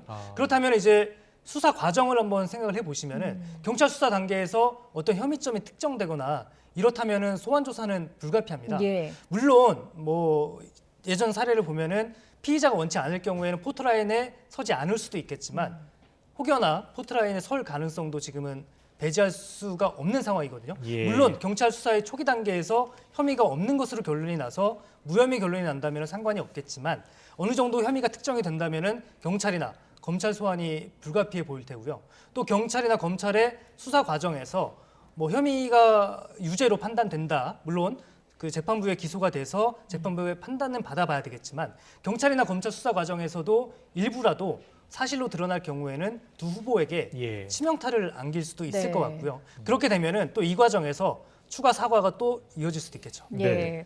그런데 뭐 국민들 사이에서 이런 얘기도 나오더라고요. 아무도 뽑기 싫다. 뭐 네네. 이런 얘기도 나오고 있다 보니까 이런 네거티브 공방을 언제까지 할 것인가 그렇습니다. 이것도 좀 고민이 있을 것 네네네. 같거든요. 뭐 아직까지는 후보가 직접 나서서 그러니까 이재명 후보나 윤석열 후보가 직접 상대에게 네거티브를 중단하자라고 선언할 가능성을 아직까지는 예단하기는 쉽지 않을 것 같고요. 그렇군요. 김종인 예. 총괄 선대위원장이 오늘 여야의 이런 네거티브에 대해서 쓴소리를 날리기는 했습니다. 우리나라가 당면한 일들이 굉장히 막중한데 정치권에서는 네거티브 전쟁에 빠져 있다. 그러면서도 사실은 초점은 여당 비판에 좀 더 맞춰져 있는 것 같아요. 네. 그러니까 여당 후보를 가진 정당이 대선에서 네거티브만 갖고 선거를 하겠다는 것이냐라면서 좀 날을 세웠는데요. 네. 김종인 위원장의 녹취를 한번 들어보고 또 이어가겠습니다. 네. 그동안에 현 정부가 얼마나 무엇을 잘못하고 무엇이 그렇게 내놓을 게 없어서 집권 여당의 후보를 가지고 있는 정당이 계속해서 네거티브만 가지고서 선거를 갖다 하겠다고 하는 것이 상식에 맞는지는 묻고 싶습니다. 후보들이 어떻게 그러한 문제들을 갖다가 직면해서 해결할 것인가 이런 점에 포커스를 맞춰서 논쟁을 이룩해야지 이제 더 이상 이 네거티브 전쟁은 좀 그만했으면 하는 그런 당부의 말씀을 드립니다. 그래서일까요? 국민의힘에서는 원래 이재명 후보 아들을 고발할 계획이었는데 취소했다고요? 그렇습니다. 오늘 오전에 국민의힘 법률지원단에서 출입 기자들에게 문자로 공지를 보냈습니다. 그러니까 오늘 오전에 법률지원단에서 이재명 후보의 아들을 성매매 처벌법 위반, 그다음에 상습 도박 혐의, 또 증거인멸 교사 혐의 등으로 대검찰청에 고발하겠다라고서 이렇게 문자를 보냈었는데요. 20분 만에 이 일정이 취소됐다고서 다시 공지를 냈습니다. 그러니까 당내 이 사정을 좀 알아봤더니 김종인 선대위원장 그리고 이준석 대표 역시 오늘 선대위 회의에서 그런 좀 부분들이 네거티브가 좀 더 심하다, 너무 심하다, 좀 지양했으면 좋겠다, 거리를 뒀으면 좋겠다라는 논의가 있었다고 하고요. 이 논의에 따라서 취소했다라고 그 국민의힘 법률지원단 관계자가 그렇게 밝히기도 했습니다. 예. 민주당 쪽이나 이재명 후보 쪽 입장은 어떻습니까? 네, 실제 뭐 좀 더 지켜봐야 될 것 같은데 이재명 후보 같은 경우에는 지난 당내 경선 과정에서 기억하실 텐데 지난 8월쯤에 이미 한번 네거티브 중단 선언을 한 적이 있어요. 그때 명락대전이 굉장히 그렇죠. 그러니까 치열했잖아요. 이재명 후보와 이낙연 전 대표의 신경전이 아주 뜨거웠고 뭐 조폭 연루설부터 시작해서 뭐 여러 가지 비방전이 심하게 오갔는데 당시에 이재명 후보가 어떤 얘기를 했냐면은 일체의 네거티브적 언급조차 하지 않겠다라면서 전격적으로 네거티브 중단 선언을 했었거든요. 예. 그래서 뭐 이제 이번 대선 본선에서도 어떻게 할까 좀 관심이 높았는데 아직까지는 이재명 후보가 직접적으로 네거티브 중단 선언을 하자고 제안하지는 않고 있습니다. 그렇군요. 그래서 아직 두 후보 가운데 어느 누구도 네거티브 선거전 그만하자라고 하지 않는다라고 이야기하셨는데 이재명 후보가 선제적으로 나설 가능성도 있을까요? 지금은 사실은 가늠하기는 쉽지 않습니다. 그러니까 후보가 네거티브를 중단하자고 제안을 하더라도 말씀드렸다시피 뭐 각 당의 법률지원단, 선대위, 대변인 또 이제 아침에 라디오 방송 등 이런 것들이 많잖아요. 그렇기 때문에 그런 상태에서 비방전이 계속 이어질 가능성이 높고요. 다만 박광온 공보단장이 어제인가에 당 소속 의원들한테 문자를 보냈다고 해요. 그러니까 이재명 후보 아들 의혹이 불거지자 일부 의원들이 공작서를 한번 제기했었거든요. 그러니까 김건희 씨 의혹을 덮기 위한 뭐 야당의 공작 아니냐라는 그런 의혹을 제기했는데 그런 것과 관련해서는 좀 언급을 하지 않았으면 좋겠다라고서 약간 자제령 비슷하게 내린 거고요. 그런데 이제 다만 김종인 위원장이 조금 전에 제시했던 여당 책임론을 좀 제기한 거잖아요. 김종인 위원장이 네거티브를 이제 여당 후보가 있는 민주당이 좀 주도적으로 끌고 있는 거 아니냐 이렇게 여당 책임론을 제기한 것에 대해서는 박광온 단장도 명확하게 선을 긋기는 했습니다. 들어보겠습니다. 제가 아주 간곡하게 조심스럽게 의원님들께 이 아들 문제와 관련해서는 조금 말씀하시는 걸 자제해 주셨으면 좋겠다는 그런 의견을 제가 제시를 했는데요. 검증을 네거티브라고 규정하는 것도 사실은 꼭 타당하냐 하는 문제제기를 할 수 있습니다. 양도 과장하지 않고 오버하지 않고 있는 그대로 확인해서 국민들께 보고 드리는 것이 우리 당이 선대위가 해야 될 책무다 이렇게 생각을 합니다.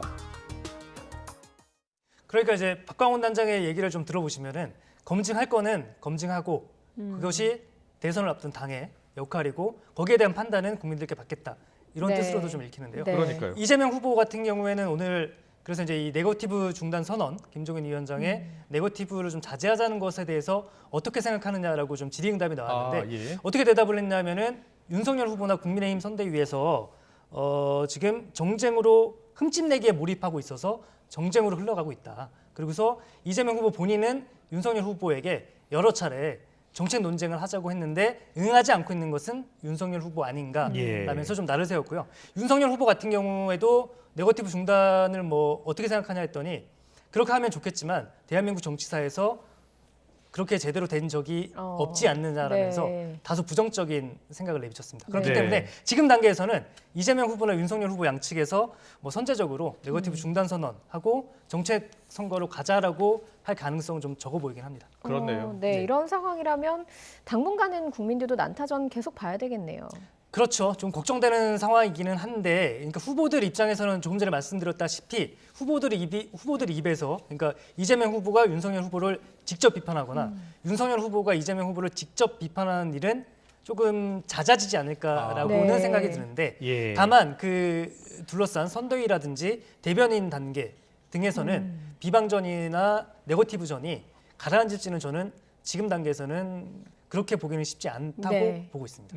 지금 잠깐 들어봐도 네거티브전 하고 싶지 않지만 상대당이 하기 때문에 한다. 그렇죠. 이런 취지로 발언하는 거 보니까 좀 더 이어질 것 같고요. 이유는 많습니다.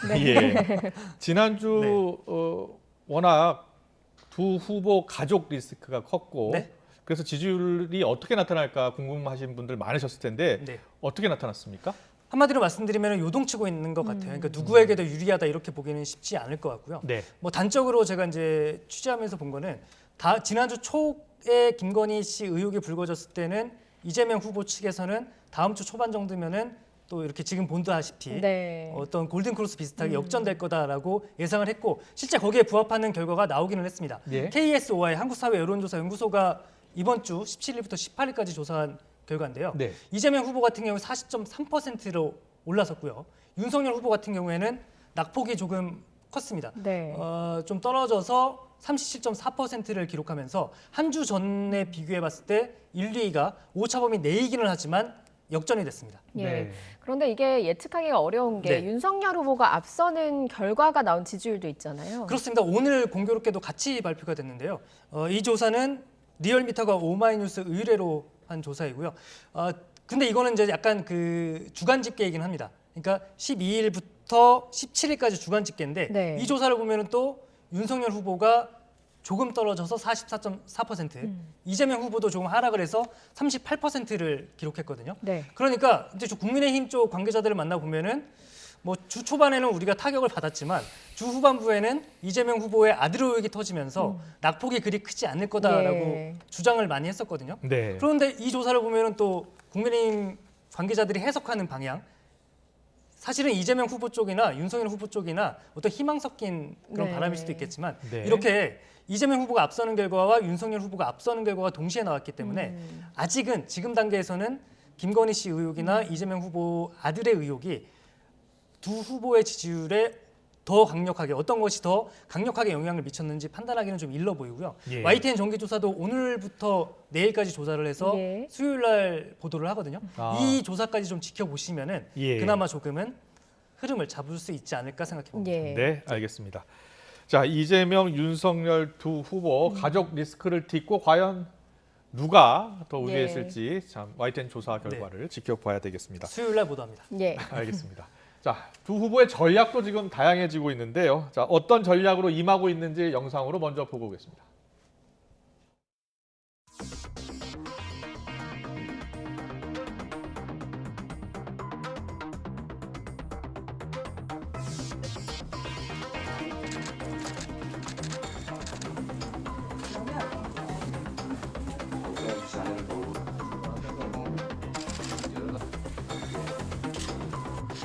네, 아주 뭐 분위기 어색하네요. 지금까지는 어떻게 하면 여성을 일터로 보낼까를 고민했다면 이제 어떻게 하면 남성을 집으로 보낼까를 고민해야 되지 않을까 하는 생각이 듭니다.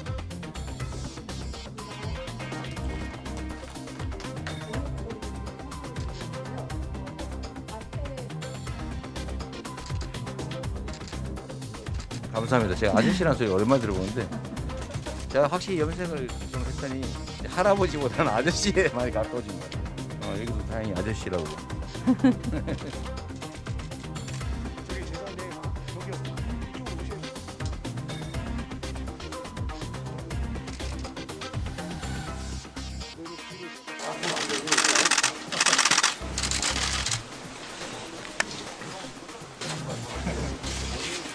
사단에서 제일 들어오신 거야. 서울대 야전상 위에다가 있는 옷입니다. 후보님 또 많이 속옷을 또 준비했습니다. 중대 관습으로서 전직 대통령을 비롯한 각계각층의 존경받는 분들이 방문해 주셔서 현재 후보님께서는 남방 한계선상 지역비대대에 위치하고 계십니다. 계속 보고드리겠습니다.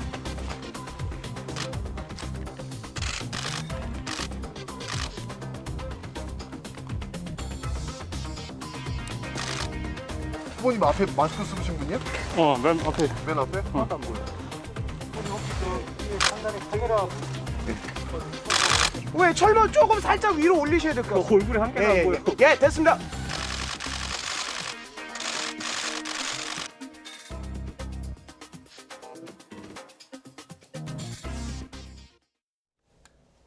네, 약간의 차별화 전략 보이고 있어요. 근데 이재명 후보 같은 경우에는 확실히 문재인 정부와 부동산 정책 차별화에 나선 것 같아요. 그렇습니다. 그 다주택자 양도세 한시적 유예에 이어서 이번에는 공시가격 전면 재검토를 들고 나왔어요. 뭐라고 했냐면은 부동산 공시가격 상승이 재산세 그리고 건강보험료 부담을 증가시키고 있다. 또 복지수급 탈락 등 국민 부담으로 이어진다고 지적을 했는데요. 오늘 23일입니다. 23일에 그 표준주택 그 단독주택 공시가격 발표 예정인데 이거 앞두고서 선제적으로 의제화에 나선 것으로 볼 수 있겠습니다. 예. 오늘 뭐 관련해서 당정 회의가 있었는데 네. 이재명 후보의 요구가 좀 반영이 된 결과가 나왔습니까? 그렇습니다. 원래 이제 그 이재명 후보가 공시가격 전면 재검토 얘기한 것은 지난 주말이었고 당정에 예고됐다는 것은 지난주 금요일쯤에 예고가 됐었거든요. 그렇지만 후보와 어떤 당 그리고 선대위 차원에서 조율이 됐다 이렇게 볼 수 있을 것 같고요. 예. 오늘 당정이 있었는데 몇 가지 대책이 나오기는 했습니다. 먼저 내년 재산세 산정할 때 지금 그래픽으로 나가고 있는데요.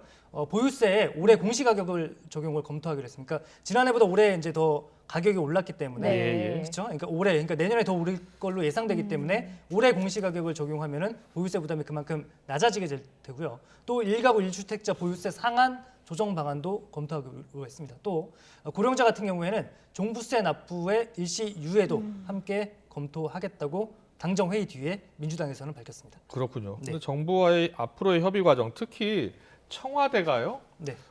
일부 뭐 양도세 중과 완화 이런 데에 대해서는 분명하게 반대 입장이 아닙니까? 그렇습니다. 그 뭐 이철희 정무수석이 당을 찾아서 또 반대 의사 밝혔고 예. 그다음에 이호승 정책실장도 마찬가지고요.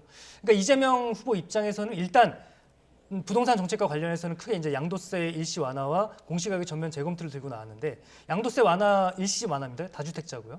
일시 완화에 대해서는 청와대 반대 그리고 홍남기 부총리도 분명한 반대 입장을 보이고 있기 때문에 이 반대를 어떻게 설득하느냐가 관건이 될 테고요. 공시가격 제도 개편에 대해서는 아직 청와대나 정부에서는 명확한 입장을 내놓고 있지는 않거든요. 네. 그런데 여기서 또 반대 목소리가 나온다면은 이재명 후보 입장에서는 뭐 다소 당혹스러운 처지가 될 수도 있겠고 예. 또 하나는 이 뭐 청와대나 정부의 반대를 잘 무릅쓰고 이재명표 부동산 정책을 관철시킨다면은 지지율에도 뭐 긍정적인 영향을 미칠 수 있다는 분석도 나오고 있긴 합니다. 예. 민주당에서 내일 모레입니다. 22일에 의원총회 열기로 했거든요. 그러니까 뭐 선거 전략도 함께 논의하는 자리라고 하는데 아마 이 자리에서 양도세 완화라든지 공시가 전면 재검토라든지 이런 부분에 대해서 의원들 사이에 격론이 예상되는 것도 사실입니다. 예. 뭐 부동산 문제뿐 아니라 코로나 상황이 심각해지면서 소상공인 지원 관련해서도 계속 양당에서 이야기를 하고 있잖아요. 이재명 후보도 관련 얘기를 했다고요. 그렇습니다. 오늘 뭐 아까 잠시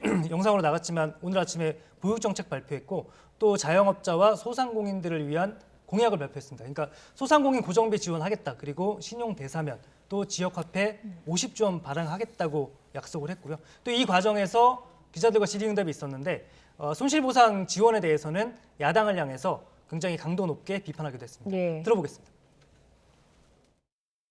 소심하게 한 25조 원 정도라도 좀 추가 지원하면 안 되겠느냐라고 했는데 그조차도 퍼주기 논란이 벌어진 상태였습니다. 근데 다행히 우리 윤석열 후보께서 50조 원 지원 의제를 던졌고 거기에 김종인 총괄선대위원장께서 100조 지원해야 된다라고 말씀하셨습니다. 네, 이번에 윤석열 후보 전략 살펴보겠습니다. 오늘 일정 보니까 무척 바빴더라고요. 네. 예. 광폭 행보라고 하죠. 네. 그리고 오른쪽 왼쪽 일각에서는 뭐 오른쪽 토끼 잡고 왼쪽 토끼 잡기 광폭 행보에 나섰다. 예. 이렇게도 표현을 했는데요. 일단 오늘 오전에는 90년생입니다. 페미니스트인 네. 신지혜 씨를 예. 그러니까 한국 여성정치 네트워크 대표인데요. 김한길 전 민주당 대표가 맡고 있는 새시대 준비위원회 수석 부위원장으로 영입을 했습니다. 네. 신지혜 씨에 대해서 간단히 설명을 드리면은 예. 말씀드린 대로 90년생이고요. 2004년에 한국 청소년 모임 대표로 정계의 정치를 시작을 했다고 해요. 그리고 지금 화면으로 나가고 있지만 주로 녹색당에서 활동을 했습니다. 네. 2016년, 18년도 출마도 녹색당으로 했었고요. 그리고 2020년에는 녹색당을 탈당해서 무소속으로 예. 총선에 출마했다고 합니다. 네. 그 대표적인 페미니스트로 알려져 있습니다. 그리고 오늘 영입 주도한 김한길 새시대 위원장과 또 윤석열 국민의힘 후보 사이에 뭐 재밌는 농담, 뼈 있는 농담도 오갔는데요. 듣고 이어가겠습니다. 기존의 국민의힘과 그 생각이 다른 분들이 이렇게 많이 와가지고 이게 정체성이 좀 흔들리는 거 아니냐, 뭐 이런 얘기들도 많이 저한테 합니다만은 저는 그렇게 생각하지 않습니다. 서로 생각이 다른 사람들이 같은 어떤 정치 세력 또 정당 안에 있으면서 그 안에서 어떤 결론을 도출해 나가는 그 정당이 민주주의를 실현할 수 있는 정당이 되는 것이지 또 우리 김한길 대표님께서 이렇게 정말 그 좋은 인재들을 이렇게 잘 발굴하셔가지고 이렇게 모셔오는 거에 대해서 참 다시 한번 많이 놀라고 역시 참 대단한 분이라는 생각을 하게 됐습니다. 이제 입문하신 지 얼마 안 된다고 그러셨잖아요. 우리 신재희 씨가 정치 선배입니다. 그렇죠. 맞습니다.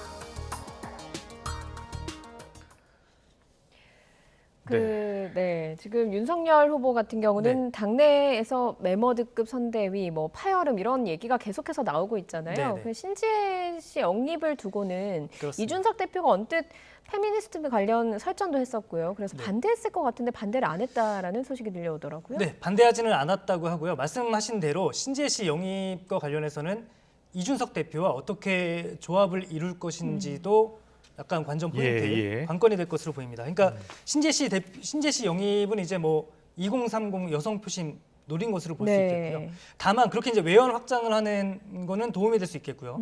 반대쪽으로 생각하면은 이준석 대표 같은 경우에는 2030 남성 표심을 잡는 데 조금 주력해 왔잖아요. 그렇기 때문에 이제 이준석 대표와 이준석 대표의 국민의힘에 신재희 씨가 영입된 것이 과연 어떤 효과를 나타낼지도 한번 보시면 될 것 같아요. 그리고 말씀하셨다시피 이준석 대표와 신지혜 씨가 그간의 관계가 썩 좋았던 거는 아닙니다, 사실은. 그러니까 이준석 대표 같은 경우에는 뭐 저 화면으로 나가고 있지만 여성가족부 폐지하겠다라고 발언을 했었고요. 불과 뭐 몇 달 전에 이준석 대표를 비판하는 기자회견을 또 신지혜 씨 같은 경우에 열기도 했었거든요. 그러니까 약간 이제 신지혜 씨를 비판하는 쪽에서는 다소 급작스러운 것이 아닌가. 이렇게 지적을 하고 있는 거고요. 윤석열 후보 그 점을 충분히 인식을 했던 것 같아요.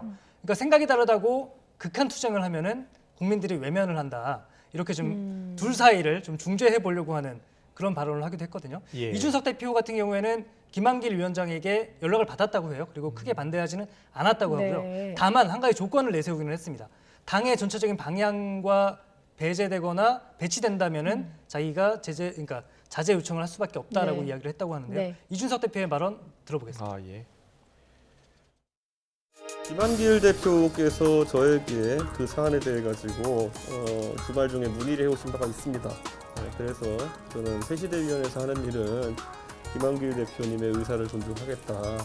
다만 그 이수정 교수와 마찬가지로 당의 기본적인 방침에 위배되는 발언을 할 시에는 제지할 수밖에 없고 그리고 조정할 수밖에 없는 상황이 될 것이다. 우리 당에 참여해서 후보의 당선을 위해서 일조하겠다면은 그 마음은 저는 선의는 의심할 생각이 없고 다만 당의 방침과 크게 어긋나지 않는 선에서 역할을 해줬으면 한다 이런 생각입니다. 지금 들으셨다시피 이준석 대표의 발언이 온건한 듯 하면서도 굉장히 세거든요. 당의 방침과 어긋나면은 제지하겠다, 또 교정하겠다 이렇게 얘기했기 때문에 신재혜 대표가 어떤 정책을 추진해 나갈지는 지금으로서는 예단하기는 힘들지만 그 과정에서 이준석 대표와 크고 작은 충돌을 빚을 가능성도 지금으로서는 배제할 수 없겠고요. 하태경 의원도 사실은 오늘 그 SNS에 글을 올려서 신재혜 씨 영입에 반대한다고 밝히기도 했습니다. 그러니까 젠더 갈등을 오히려 격화시킬 것이다라면서 신재혜 씨 영입에 반대한다고 밝히기도 했습니다. 2030 표심이 어떤 영향을 미칠지 지켜보겠습니다. 당내에 다른 파열음이 있었다는데 이준석 대표와 조수진 공보단장 사이에서 고성이 오갔다고 하는데 어떤 내용이었습니까? 참 가끔 종종 있어요. 그러니까 비공개 회의를 하면은 안에서 이제 카메라 기자가 다 빠진 상태에서 선대위 이제 위원들끼리 회의를 하는데 가끔씩 뭐 의견이 맞지 않으면 고성도 오갈 수 있고 그런데 이게 이제 밖에서 취재 기자들이 기다리고 있었는데 고스란히 다 들렸다고 합니다. 그렇기 때문에 이제 취재 기자들 입장에서는 당연히 어떤 일이 벌어졌는지 취재를 할 수밖에 없었고요. 화면으로 나가고 있는데 오늘 이제 비공개 회의입니다. 이거는 이제 카메라 기자가 빠진 상태에서 이준석 대표가 조수진 의원이 국민의힘 선대위 공보단장입니다. 그래서 물었다고 해요. 김건희 씨 의혹에 대한 대응 기조를 좀 알려달라 했더니 조수진 의원이 아내에 대한 사과는 윤석열 후보의 몫이다 이렇게 받아쳤다고 하고요. 그러자 이제 또 이준석 대표가 그러면은 언론 매체 보도에 조금 더 신경을 써달라 이렇게 얘기를 했다고 해요. 그랬더니 조수진 단장이 내가 왜 대표 지시를 들어야 하냐? 나는 후보 지시만 따른다고 이야기를 했다고 합니다. 그러니까 어떻게 보면은 뭐 그 보고 체계라든지 이런 거를 놓고서 갈등이 좀 빚어진 걸로 볼 수도 있고요. 저로서는 사실 납득이 되진 않아요. 이게 어쨌든 간에 국민의힘 대표가 이준석 대표이고 조수진 네. 의원인데 공보단장 역할을 맡고 있다고 하더라도 그 자리에서 면전에서 이제 내가 왜 당신 얘기를 들어야 되느냐라고 반박을 한 건데요. 네. 끝나고 이제 회의가 끝나고서 회의 뒤에 이준석 대표가 기자들과 만나서 어떻게 얘기를 했냐면은 의견 조율이 그럼 잘 정리가 됐냐라고 물었어요. 그랬더니 조 단장이 하기에 달렸다. 상황의 엄중함을 안다면은 자신의 직무를 수행할 것이고 아니라면은 오늘과 같은 일이 반복될 수도 있다. 이렇게 사실상 경고장을 날린 걸로 볼 수 있겠죠. 약간 남아 있네요. 그렇죠. 두 사람의 관계가 어떻게 정리될지도. 그리고 이게 보면은 궁금하네요. 국민의힘 예. 선대위를 두고서 지금 여러 가지 얘기가 사실은 나오고 있거든요. 그러니까 민주당처럼 너무 통합형 메모들을 꾸리다 보니까 소통이 잘 안 되고 지휘 체계가 제대로 잡혀 있지 않다. 이런 지적이 꾸준히 제기가 되고 있는데 이준석 대표와 조수진 공보단장의 설전이 이런 상황을 상징적으로 보여주는 거 아닌가 하는 그런 해석도 나오고 있는 게 사실입니다. 그렇군요. 알겠습니다. 오늘 여야 반장큐 여기서 마무리하겠습니다. 정치부 이만수 기자와 함께했습니다. 잘 들었습니다. 고맙습니다. 고맙습니다.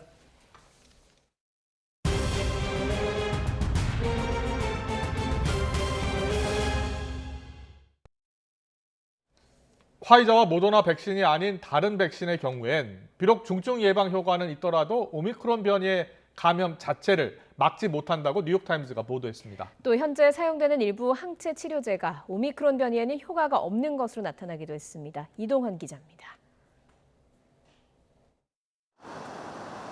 미국 뉴욕타임스는 현지 시각 19일 mRNA 계열인 화이자와 모더나 백신을 제외한 다른 백신의 경우 오미크론 감염자가 증증으로 가는 것을 예방하는 효과는 있지만 감염 자체를 막지 못한다는 예비 연구가 늘고 있다고 보도했습니다. 시노팜과 시노백 등 중국산 백신의 경우 오미크론 변이의 감염을 막는 효과는 제로에 가깝다고 전했습니다. 이들 백신은 중국을 비롯해 멕시코와 브라질 등 중저소득 국가에서 널리 사용됐으며 전 세계 백신 물량의 절반가량을 차지합니다. 아스트라제네카 백신도 접종 6개월이 지나면 오미크론 변이 감염을 전혀 막지 못하는 것으로 나타났습니다.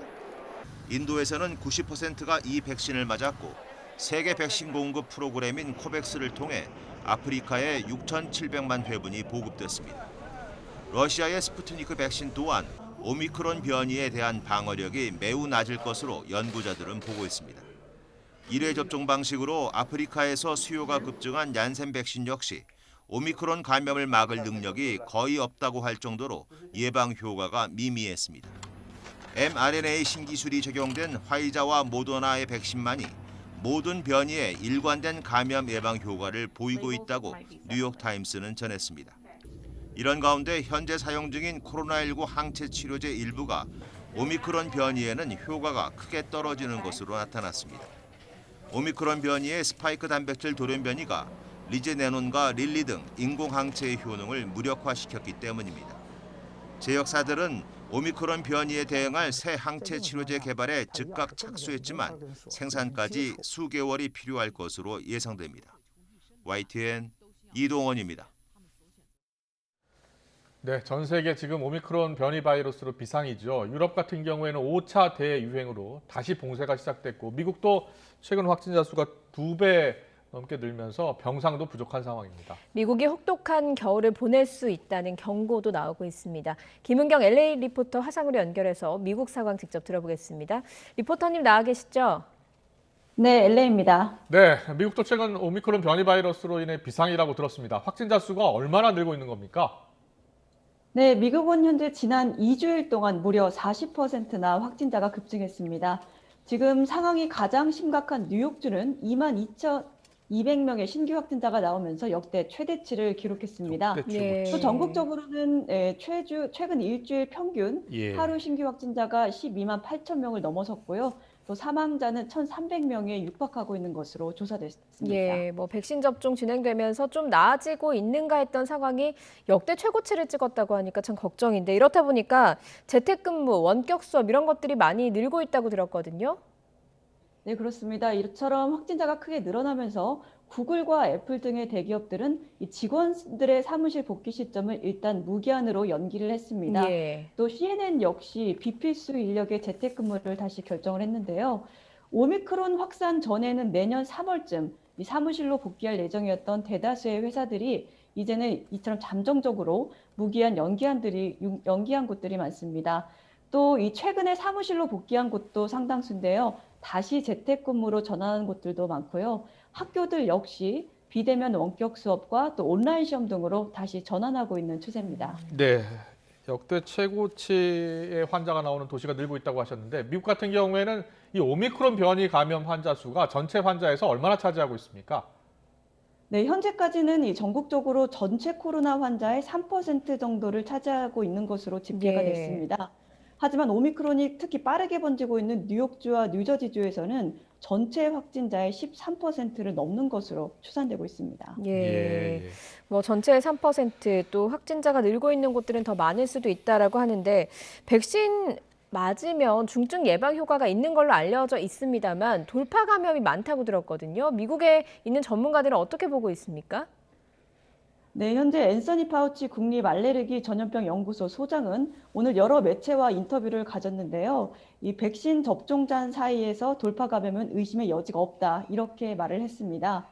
또 오미크론 변이는 델타 변이를 제치고 지배종이 될 것이다, 이렇게 또 말을 했는데 이어서 백신이 오미크론 변종에 대해서 유일한 보호막이 될 수는 없지만 이 백신 없이는 전염병을 퇴치할 수 없다면서 이 백신과 부스터샷의 접종을 독려하기도 했습니다. 네, 그리고 저 앞서 미국의 한 연구팀 mRNA 백신 외에는 오미크론 전파 차단에 효과가 없다라는 이런 연구 결과가 발표됐다고 하는데 이와 관련한 보도는 어떻게 나오고 있는 겁니까?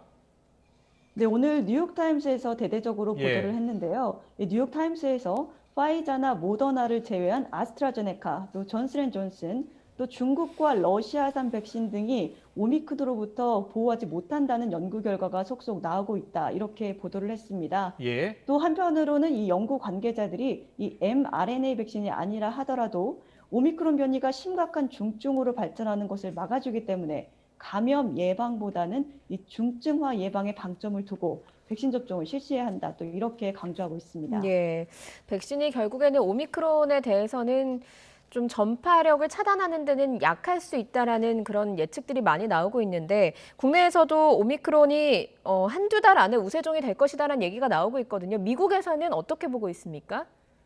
네, 앞서 전해드렸듯이요. 이 앤서니 파우치 소장 역시 오미크론이 지배종이 될 것이다, 이렇게 말을 했습니다. 또 질병통제예방센터의 로셸 월렌스키 국장 역시 델타가 여전히 미국에서 널리 퍼지고 있지만 오미크론이 앞으로 몇 주 안에 이 다른 국가에서도 그렇듯이 미국에서도 지배종이 될 것이다, 이렇게 오늘 경고를 했습니다. 네, 오미크론 감염자의 경우엔 그동안 증상이 좀 경미하다 이런 이야기가 많았었는데 미 보건당국은 최근엔 어떻게 설명하고 있습니까? 네, 앤서니 파우치 소장은 오미크론 변이가 기존 델타 변이보다는 이 덜 심각한 게 거의 확실해 보인다, 이렇게 며칠 전에 말을 했습니다. 하지만 세계보건기구 WHO의 사무총장은 경증이라고 해도 전파 속도가 워낙 빠르기 때문에 과소평가하면 안 될 것이다, 이렇게 강조하기도 했습니다. 예, 뭐 지금 미국 상황도 심상치 않아 보이는데 미국 보건당국 관계자들이 얘기하는 걸 따르면 내년 1월에는 더 위기가 될 것이다, 이런 경고들이 나오고 있다고 들었거든요. 네, 그렇습니다. 이 미 국립보건원 측은 오미크론 변이가 조만간 100만 건을 넘어설 것이다, 이렇게 경고를 했고요. 또 말씀하셨듯이 특히 1월에는 하루 25만 명의 신규 확진자가 나올 수 있다고 밝혔습니다. 네. 그리고 제약사 화이자가요, 앞으로 코로나 2024년까지 2년 더 갈 것이다, 이런 보고서가 나왔어요. 어떤 내용입니까? 네, 그렇습니다. 이 화이자 최고 과학 책임자가요, 이틀 전 이 같은 입장을 밝혔습니다. 이 과학 책임자가 일부 지역에서는 앞으로 1년 또는 2년 동안 세계적 대유행 수준의 코로나19 확진자가 발생할 것이라면서 다만 2024년에는 전 세계적으로 코로나19가 독감과 같은 토착병이 될 것이다, 이렇게 덧붙이기도 했습니다. 네, 이렇게 확진자가 많이 늘어나게 되면 가장 걱정되는 게 병상 문제이거든요. 병상이 부족한 게 국내에서는 지금 문제가 되고 있는데 미국도 병상 부족 문제가 크다고요? 네, 그렇습니다. 현재 일부 주에서는 이 병상 부족뿐 아니라 환자들을 돌봐준 의료진까지 부족한 것으로 나타났습니다. 이에 따라서 오하이오주 등 이 상황이 심각한 주에서는 주 방위군까지 투입이 돼서 현재 환자들을 돌보고 있는 것으로 전해졌습니다. 네, 마지막으로요. 크리스마스가 얼마 남지 않았습니다. 지금 LA 현지 분위기는 어떻습니까?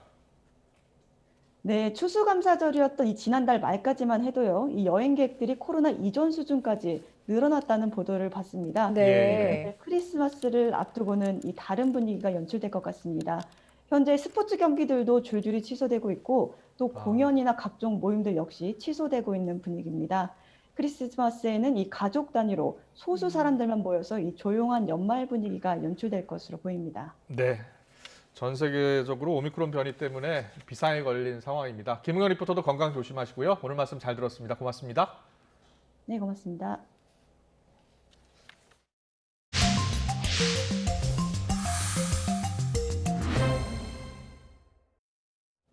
대장동 의혹을 수사하고 있는 검찰이 올해 안에 주요 피의자를 추가로 기소하는 선에서 이 사건을 마무리할 것이라는 전망이 나오고 있습니다. 대선이 석 달도 남지 않은 데다 당장 내년 1월부터는 검찰 피의자 신문 조서의 증거 능력도 제한되기 때문인데요. 윗선 로비 의혹은 의혹으로만 남게 될 가능성도 커졌습니다. 나혜인 기자입니다. 화천대유 대주주 김만배 씨를 비롯한 대장동 4인방이 재판에 넘겨진 뒤 검찰 수사의 초점은 크게 윗선과 로비 두 방향에 맞춰져 있습니다. 하지만 모두 진척은 더딘 상황입니다. 이른바 50억 클럽으로 상징되는 로비 수사는 곽상도 전 의원의 구속영장이 기각되면서 원점으로 돌아갔습니다. 영장 청구 때 소명하지 못했던 알선 상대방을 특정하는 것이 급한데 2주가 넘도록 재소한 일정도 못 잡은 걸 보면 아직 별다른 성과를 얻지 못한 것으로 보입니다. 드러난 금전 관계가 가장 구체적인 곽 전 의원 수사가 헛돌면서 박영수 전 특검이나 권순일 전 대법관 등 다른 인물들 수사도 동력을 얻지 못하고 있습니다. 이렇다 보니 검찰 안팎에선 올해 안에 곽 전 의원의 구속영장을 다시 청구한 뒤 결과와 관계없이 기소하는 선에서 관련 수사가 마무리될 거란 관측이 나옵니다. 당장 다음 달부턴 피고인이 법정에서 검찰 진술 내용을 부인하면 증거로 못 쓰게 하는 개정 형사소송법이 시행되는데 여러 공범이 얽힌 이번 사건의 경우 검찰로선 재판에 어려움을 겪을 수 있습니다. 이재명 민주당 대선 후보가 정점인 당시 성남시 윗선을 향한 의혹 규명은 유한기 전 성남도시개발공사 본부장의 사망 이후 속도를 내지 못하는 모습입니다. 개발사업 당시 결재 계통에 있었던 전현직 성남시 공무원들이 잇따라 참고인 조사를 받았지만 아직 구체적인 혐의점은 드러나지 않은 것으로 전해졌습니다.